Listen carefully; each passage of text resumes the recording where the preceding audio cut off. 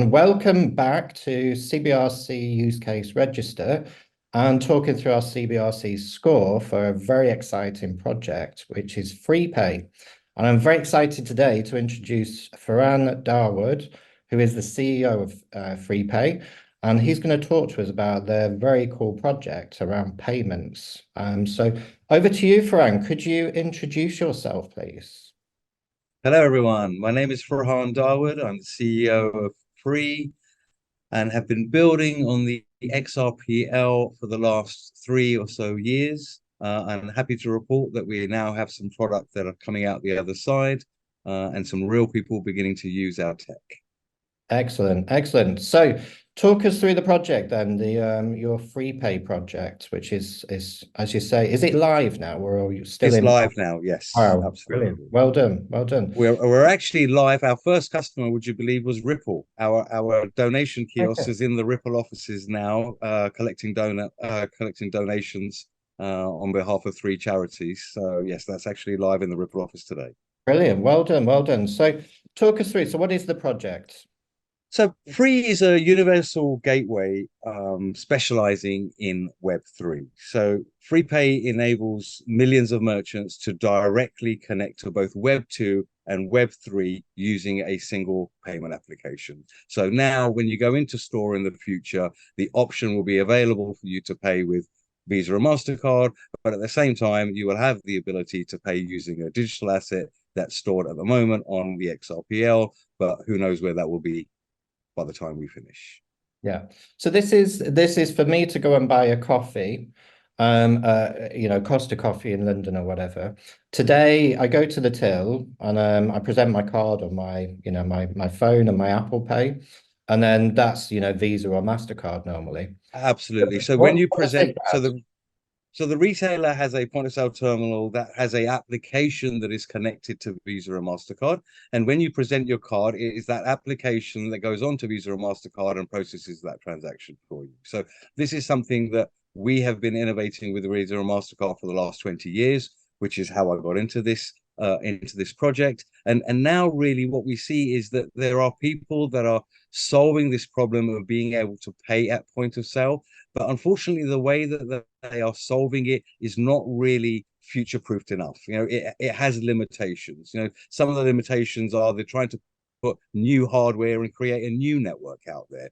Now, it took Visa and MasterCard 25 years to build a network, millions of pounds, and it can be done, but it will take a long time and a lot of money. So for me, that doesn't really work. The second way is people are using Visa or MasterCard. So where you think that you're actually doing a crypto transaction, you're actually doing a Visa transaction that's connected to crypto in some shape or form. And again, this is very expensive for merchants and gives Visa or MasterCard more power. And I don't think that's a winning strategy for Web3. Just talk me through that. What do you mean by that? If I've got a wallet with an exchange and I pay with my card and I'm paying with crypto. But what you're saying, I'm not paying with crypto, am I? You're not paying with crypto. You're converting crypto into a currency that Visa and MasterCard allow you to pay for at point of sale, and then converting it back into your pounds. So in reality, all you're doing is connecting the Visa or MasterCard on top of your crypto wallet, but still using their rails, their pricing, their rules, and all the power is with them. So going forward, if we think, 10 years from now, if every crypto transaction was in the hands of Visa, then really they would control this market. And one of the reasons why blockchain is here is that no one person should control the market. So for us, it is very important to have the blockchain connected directly so that you can do transactions in their own right. So then this we'll stick with the coffee at Costa. So I would scan in essence the app. So one stage before that. So what we've done now is that the app that you currently use for Visa or MasterCard, we've adopted that application. We've added another button, and that button is crypto. So now what happens is when you go to pay, the retailer will ask you Visa, MasterCard, cash, or crypto. And when you choose your chosen, the button will be pressed accordingly. So if it's Visa or MasterCard, it will then trigger a Visa MasterCard transaction. If it is a blockchain transaction, then actually a blockchain screen appears. You click the blockchain that you want to pay with, which right now would be the XRPL, and it generates you now a QR code for that payment. You as the consumer scan that QR code within your app, and then that gives you a screen that says, okay, these are the currencies that you hold, and this is how much of XRP or of a stablecoin it will cost you to make that transaction. Once you sign that transaction, it just goes through the regular way.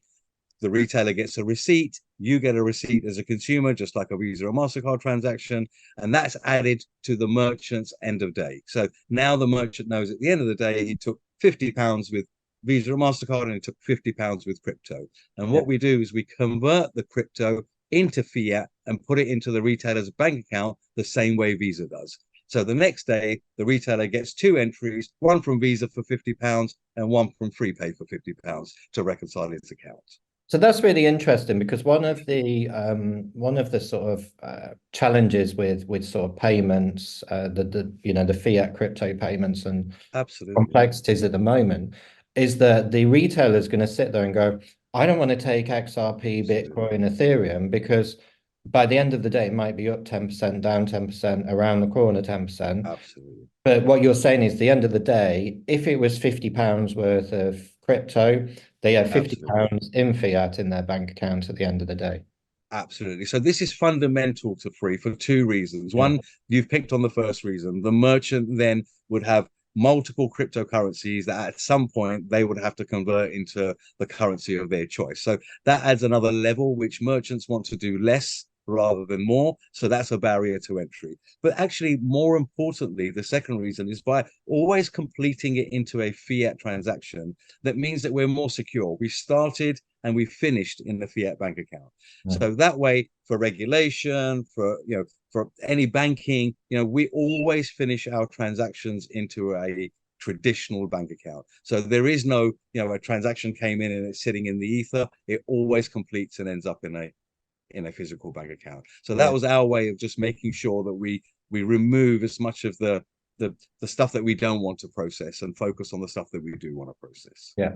So with this solution, then, what is the benefit for a retailer? Why would the retailer adopt this solution? Yeah, so this is a great question. I mean, it goes back to, we had the same conversation 20 years ago when we moved from cash to cards, right? It's consumer driven. If a consumer wants to pay in a certain way, time has come now where retailers have to adopt those ways, and if a retailer doesn't, just like retailers in the past said they didn't want cards and they wanted to stay with cash, well, eventually consumers migrate away. So retailers are always wanting to be ready for whichever way, shape or form the consumer wants to engage in. And this is another way that the consumer will want to engage in the future. And really the retailers have to be ready. The second real reason is that Visa and MasterCard isn't cheap for retailers. Yeah. So really some retailers, especially if you're a small retailer with low volume, typically the card schemes are not nice to you. They don't look at you and say, oh, you're a smaller retailer, let me make things cheaper for you. They typically put the price up. So here we have a new way of resetting that standard. And actually, it doesn't matter whether you're big or small, your price of a transaction should be the same. So with blockchain, we're trying to keep the price under Visa and MasterCard and keep it as a universal price for everybody, depending on how big or small you are. So that really will help some of the smaller retailers be more competitive. Yeah, because for a smaller retailer, I think the fees are like up to 3% and absolutely. Yeah. And then they add on all kinds of other charges. I mean, that's just the charge they show you, and then there's a pence per charge, a transaction fee, and then there's a monthly fee, and it just goes on and on. But this is something that I'm completely against, and I think that merchants need help. They don't need to be taken advantage of. And I think that now it's got to the stage where merchants are being taken advantage, and this is a new way for us to be able to bring that balance back to merchants again. Yeah. Cool. So that's good for the benefits for the retailers, the merchants. But what about me? What about me buying my coffee in Costa? What's my benefit? Absolutely. So firstly, there's the whole generation of consumers that like to find new ways to pay. They want to be creative. They want to be different. So this is already a community out there that's going to want to be different. Now, the other thing that we're really passionate about is that for 20 plus years, the payment transaction hasn't actually ever changed. It's just been a one-dimensional transaction. And what really Frii believes now with this digital upgrade is that a transaction should be an interaction. It should have some kind of value behind it. If I keep going back to the same retailer and spending week after week, there should be some value given back to me. And if there isn't any value given back to me, then I need to change retailer. So we're really now trying to build a mechanism where that interaction is between, a retailer, a consumer, a brand, a network, all built into the same transaction. So I could be getting some loyalty back, I could be using a coupon, and I could be doing a ticket for an entry for a VIP room, all together in one transaction. So this really isn't possible with Web 2 because it's very one-dimensional. And really with Web 3, it allows us now the tools to be able to turn that transaction into so much more, but still be a 1 second transaction. So it's not like it will require us to do swipe like this, swipe like that. Everything is built in. But really, that's a passion for Frii, is to make that transaction more valuable for all the stakeholders, not just for one. Yeah. So that's really all about loyalty, isn't it? And sort of loyalty, benefits, couponing, those are the two. the cost saving benefits in essence, you'll give them back to different parts of the ecosystem. So the merchant gets cheaper fee and the customer gets some benefits, some loyalty. Absolutely. And whatever benefit they want. That's the other thing that we're really passionate about, is that giving the consumer whatever it is that they want. These loyalty programs over the years, you save up for ages, it's points, you don't even understand how much you have. And then when you go and cash them in, you have to buy something or trade them in for something that you don't actually want. So that whole scheme didn't really work. So here from the beginning, you decide, if I go and spend at this retailer, I want XRP in return, or I want my next Netflix credit, or I want some iTunes credit, whatever it is that you want, that's your part of the contract. And then when you do the transaction, what Frii does is it automatically takes the reward from the retailer, converts it, and gives it to the consumers all in real time. So before you even leave the store, you have got the reward that you were promised. So that's another thing that we really are pushing on, that we don't want people to wait for rewards. That time has gone. Everything should be in real time. This is what we agreed, and I want what I agreed with from the retailer, and I want it now. So that's something that's unique with Frii. And again, I mean, for the retailer, the benefit of that is more efficiency, because loyalty schemes are very expensive and very slow. It's normally end of day, next day, or weeks to reconcile. 100%. And then the bigger guys typically have the marketing departments and the budgets to do that. So again, we're back to supporting the bigger guys, and really there isn't anyone looking at the smaller guys. But if I'm one cafe and I'm not Starbucks, and I want to compete with Starbucks, and I don't have a marketing degree and a big team and a big budget, how do I do that? Well, this infrastructure, using the existing technology you already have on the counter, so it's costing you no more. You are now able to play a game that you weren't able to play before, with all the rules already created for you, all the mechanisms created. So all you have to do is really set the system up, and the system works for you in real time. And how does this link in with online shopping and the rest of my digital world and No, absolutely. So FreePay has an e-com plugin. It's pretty much the same way as POS is. Nowadays, a POS transaction pretty much is an e-com transaction anyway, because everything is online now. It just looks a little bit different. So really the technology in the past was different, whereas the technology now are converging now and are becoming one. So everything that you can do in the physical world, you can also do in the e-com world. Yeah. Cool. And in terms of adoption of this, what are the challenges ahead? Because, this is, people will understand it, but there's a set of big companies already there. The MasterCard and Visas of the world, banking system, and then the big retailers and coffee chains, for example. How are you tackling this? How are you going to think of this in the next couple of years or so? Yeah, so I mean, I don't want to say it's good news, but COVID really changed this marketplace. Yeah. The models that retailers had done for 20 or 30 years all of a sudden finished through COVID. And coming out the other side of COVID, lots of retailers now realize that they have to be different. They have to do something different. They have to engage in a new way. And I think the market is now ready for retailers that are struggling to find these tools where they can start getting more consumers to come back into store, give them a reason to come in, engage with them in the way that makes them feel like it's important to come in, rather than just order food online and get it delivered. So, we're going to tap into that need for retailers and really use the retailers to bring those consumers on board. So it's a benefit for the retailer, because he then gets that new set of retailers or consumers, and then when he gets the consumers, we give him the tools to maintain those consumers and get them to keep coming back. That's the key is that you have to get them to keep coming back. It's no point just selling that one coffee and then we never come back again. The whole point is creating a solution that means that once you're in and once you're on the system, I can incentivize you automatically for you to come back. So really using those retailers that have suffered coming out of COVID is our first. But then I think, once it becomes a universal thing that is available at every retailer, slowly but surely, consumers talk, and as they talk, more and more people will start to use that solution because they'll see it in their retailers. Yeah. Brilliant. And so you mentioned there's a sort of live trial at the moment in the Ripple head office. Is it in the London Yes. office? Yeah, in the London office. So one of the use cases that we were looking at. So with payment, you've got the physical device when you go to a store and someone is settling your transaction with a physical device. Then you have an e-com transaction, but actually COVID showed us another type of transaction. When you go to McDonald's now, you don't go to the counter and order your food and pay. You go to a kiosk.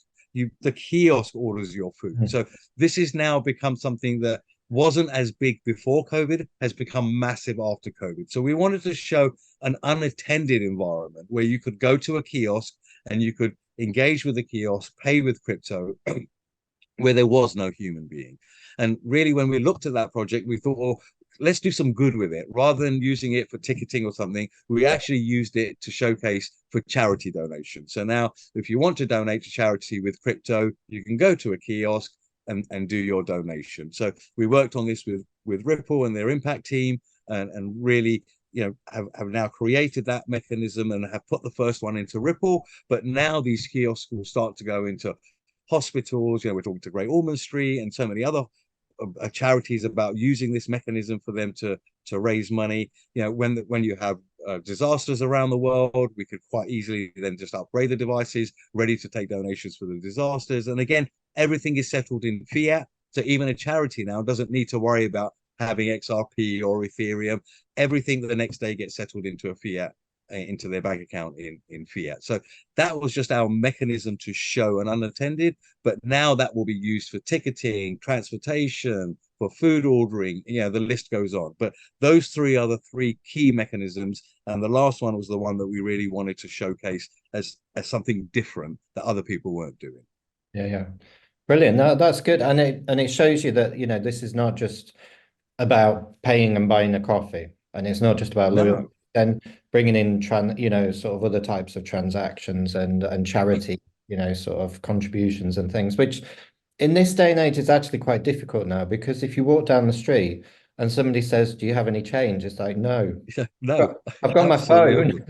It's one of their biggest problems. Yeah, people just don't have it anymore as change to be able to donate. Absolutely. And also they don't, when you get asked to donate to charity and things, they make it quite difficult and things. Whereas if I can just scan my crypto wallet and send, £10 or dollars or whatever. Absolutely. Which is why we're really trying to push it into hospitals as well. Because, I had a nephew that went through Great Ormond Street and he was in there for 2 weeks, and we went there every day for 2 weeks. We spent 10 hours a day there because he was in a coma. It was really bad. Now, to spend 10 hours there and there'd be a kiosk, that's the perfect time where I'm thinking about the good that they're doing for me personally. And then that's a good time for me to be able to say, actually, you know what, I want to make a donation. So I can foresee this being in every hospital, in the years to come, because it's the perfect place for you to be able to be ready to make that donation. Yeah. Brilliant. No, that's really good. That's excellent sort of use case of it. So with the score for so the CBRC score, we basically look at the project and sort of, the information, and, I've got the pleasure of meeting you previously, and I think it's Paris and Amsterdam. That's the last times we met. So jet setters. Absolutely. So the score, the CBRC score, what it is to help people understand the blockchain applicability. I've always picked that word, and I'm not sure why, because I can never say it. But it basically means, is this project really using blockchain for the reasons and what blockchain can do around, trusted transactions, speed and immutability, etc. So in terms of the score for your FreePay project is a score of 84. which is a very high score. It's out of 100, so it's a very high score. And I think I can just read you out the sort of the high level sort of review. Making payments in a physical world is complex. With retailers, payment providers, they spend millions on POS, as you said, the point of sale payment solutions. If you then bring in the digital channels, the mobile, the social media, and then mix in Web3, as you very well have talked about, you've got a massive, massively complex payment system. So I think, on top of that, if you then add on the different currencies, especially different types of fiat, pound, dollar, yen, euro, etc., and then the digital currencies, the stable coins, etc., this is actually, I don't think anybody could actually calculate how many different pairs of payments there are. So if I want payment in euros and you want to give me XRP, or if somebody wants to give Ethereum and dollars, the combinations are massive. So I think it's endless. Exactly, it's endless, exactly. And so you're trying to solve this problem with blockchain, and I think that is 100% why blockchain is there. One of the biggest benefits of blockchain technology is one view of the truth, one view of Yes. the transaction. And that's what you're providing. You're providing whether it's euro to dollar, XRP to Ethereum, Ethereum to dollar, etc. You're giving everybody in that ecosystem, and there's going to be at least 3 players in Yeah, the ecosystem, if not 5, 10 more players, absolutely. one view of just truth. And I think, that's why it's getting a high score of 84, because it's Brilliant. really Thank taken you. the blockchain philosophy. And also, I think, the bits you're talking about with moving into charities and making more decentralized, I think, that score will go up over time as develop this. But, congratulations on it so No, far. thank you very much. Thank you very much. We're very proud of what we built, and it's nice that people are beginning to see the value of it now, because for a long time that value was just in our boardroom, and Yeah. and it was hard to try and get people to understand what this means, and now people are beginning to understand. And you know, I've said from the beginning, this new network that we're building is for everyone to use. It's not for free. Free does not believe that FreePay will do every transaction, all over the world forever. That's not what it's about. It's about building a network. The last time a network was built by Visa, they kept it to themselves. Now we're building the same network, but this time we're going to open it up for everybody. And the more that we open it up for, the more use cases and the more people that will use it, the more network effect that we create. And I think that is really what I'm after. So thank you very much. That score will help us to get No, to that. you're very welcome. So I always like to ask the last question of what do you see blockchain technology looking like over the next few years? I mean, it's in rapid growth at the moment, and you've got an amazing real use case. What does this look like over the next few years? So one of the things, and I know you're passionate about this as well, that when you look at the CBDC projects and you look at the unbanked that there are around the world, it's shocking to think that that many people don't have the basic financial systems that we use every day. My son is 7 years old. He has a bank account and a card, and and for a child to have it here, but for families and generations to not have that around the world, for me, it's really shocked me researching into that. So for me, I can see blockchain leveling up the playing field as Yeah. time goes on, creating a network that is for everybody rather than just for the few. And I think that that's something that I'm really passionate about. If in my lifetime we can start to create networks in places that never had them before, and provide basic financial solutions for people, then I will have succeeded. So that's something that I can really see, this leveling up of everybody and making a universal solution, is something that should have been done already. And I can't believe it hasn't, but it's something that I'm passionate about doing going forward. So I would think that's probably the biggest thing that blockchain brings in the future is Yeah. bringing everybody uniformity. It's funny, but it feels as though you read my book, and I know you didn't read it recently. You may have done, I may not. I, But I remember back in 2018, I was talking to the British government at an event, and basically I was presenting to them blockchain, and I said the best thing about this is it levels the playing fields for everyone. big, small, medium, different countries, Absolutely. different jurisdictions. And the funny thing is, 5 years later, 6 years later, they still don't understand that bit. They It's don't. not about They don't. controlling it. It's like you Yeah. say, this technology can be used by anyone, so Yeah. anybody can go and do a transaction on XRP, on Yeah. Ethereum, on Bitcoin. I can Yeah. send $1 worth or 1 penny's worth, Absolutely. and people Absolutely. still don't fully understand that. And I find that fascinating that after being in this for so long, that the Yeah. easiest thing for me, if most people have got different people in different countries these days. It's just the way the Yeah. world. And sending money to each other should be the easiest thing. And it's probably the most 101%. expensive by Yeah. far for the people who can least afford it, who are, maybe I live in Portugal, so people who, Brazilians come here and send money back to Brazil, but it's Absolutely. €20 just for the transaction fee. Absolutely.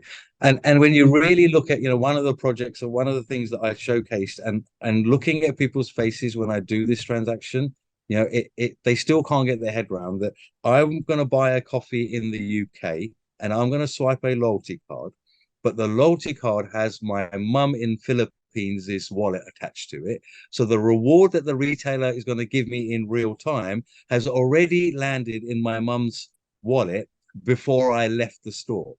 Now, Wow. when I did that, and when I try and explain, but she's in Philippines. Well, this is blockchain. Okay, Yeah. this is now Web3 and not Web2. We have the ability to do that, whereas we didn't have the ability to do that in the past. But you're right; they still find it hard to get their head around that money has moved across the world in a matter of seconds securely.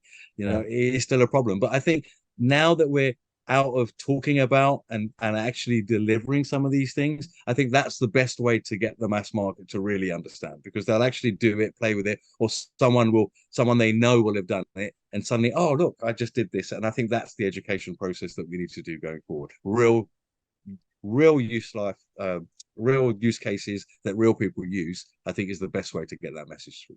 Yeah, definitely. And the good thing is CBRC Register is Yeah. there for that. That's why we built it. So brilliant. Farhaan, massive thank you for your time. How can people get in contact and find out more? What's the best So way? Twitter is really our big handle. I think that we're still, as much as we want to move away from Twitter, crypto seems to be really centered around or X right now. But LinkedIn and Twitter are our two. Yeah, please contact us. I mean, we get inquiries daily, not just from merchants. We're even getting inquiries from people, from builders, saying that we thought of a great idea, but we haven't any way of actually getting it out the other side. What do you think? And so really, it's becoming a bit of a community now. So please come on and share anything that you feel, if that's something that we haven't done or something that we should think about, then yeah, absolutely, we're part of the people and we're building this for the people. So we're always open to any feedback that we get from the public. Brilliant. And it's FreePay, FRII Pay. That's correct. Brilliant. Okay, Farhaan, massive thank you for your time. And Now, thank you very much for putting us on the register, and thank you for your support. brilliant. Thanks, Farhaan. Take care.